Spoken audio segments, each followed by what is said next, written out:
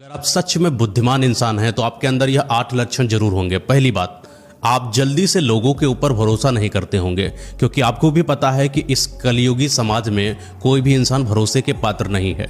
दूसरी बात, आप लोगों से उम्मीदें बहुत कम करते हैं, क्योंकि उम्मीदें जहां पर लगती हैं वहां से सिर्फ हमें निराशा हासिल होती है। एंड तीसरी बात, आपको अकेले रहना ज़्यादा पसंद है। आपको भी पता है कि लोगों के साथ मिलकर रहना अपना समय बर्बाद करने के बराबर है। एंड नेक्स्ट नंबर पॉइंट 4, आपको नींद बहुत ज़्यादा आती है, क्योंकि जो बुद्धिमान इंसान होते हैं वो सबसे ज़्यादा एनर्जी अपनी दिमाग में लगाते हैं, चीज़ों को सोचने में, एनालिसिस करने में, डाटा को ऑब्जर्व करने में। इसलिए उनकी इतनी एनर्जी बचती नहीं है और एनर्जी को गेन करने के लिए उनको सोने की आवश्यकता पड़ती है। और ऐसे लोग थोड़े आलसी भी होते हैं।